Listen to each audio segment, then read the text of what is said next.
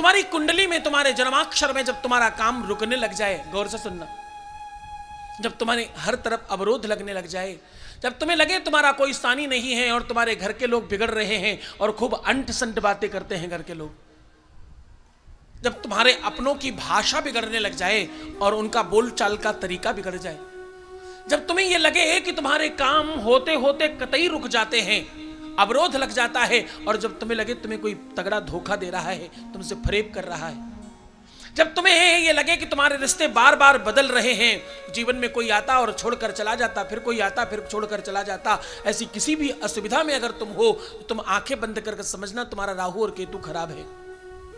तुम्हारे नौकर रुकते नहीं हैं, नौकर धोखा देते हैं, परेशान करते हैं, तो तुम समझना केतु खराब है। तुम्हारे चाकरों की वजह से, तुम्हारे अनुयायियों की वजह से, तुम्हारे कार्यकर्ताओं की वजह से, तुम्हारे कर्मचारियों की वजह से तुम्हारा काम खराब हो रहा है, तुम समझना तुम्हारा केतु खराब है।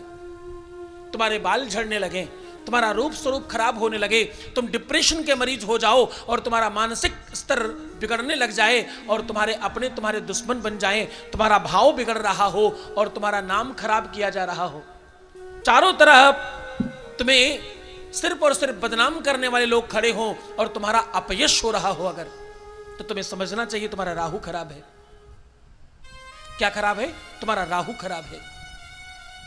और राहु और केतु अगर जिसके खराब हों उसके जीवन में बहुत सारी अव्यवस्था हो जाती है। यहां तक कि राहु और केतु के मध्य में सारे ग्रह आ जाएं तो काल सर्पयोग बनता है। काल सर्पयोग पितृदोष, वंश दोष, परंपरा, नैसर्गिक जन्य दोष या मातृ ऋण, पितृ ऋण या देव ऋण या स्थान ऋण आदि इत्यादि इसी से बनते हैं। हाँ, तुम्हें बचने के लिए बढ़िया अद्भुत साधन बता रहा हूं। क्या करो? तुम विषम संख्या में 5, 7, 11, 21 सुंदरकांड की पुस्तकें मंदिर में दान करो तो ये अव्यवस्था समाप्त हो जाएगी। क्या करना है?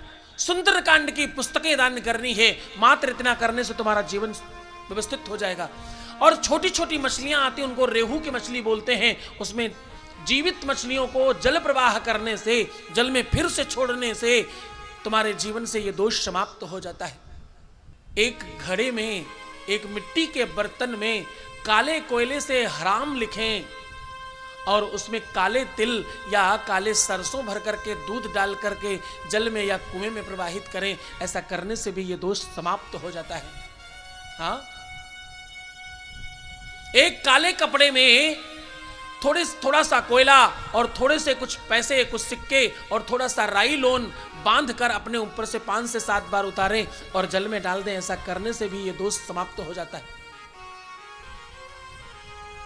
महादेव के ऊपर, भगवान शंकर के ऊपर शमी पत्र चढ़ाने से भी ये दोष समाप्त हो जाता है। और शंकर भगवान के ऊपर कमल गट्टे चढ़ाने से, कमल गट्टा समझते हो ना?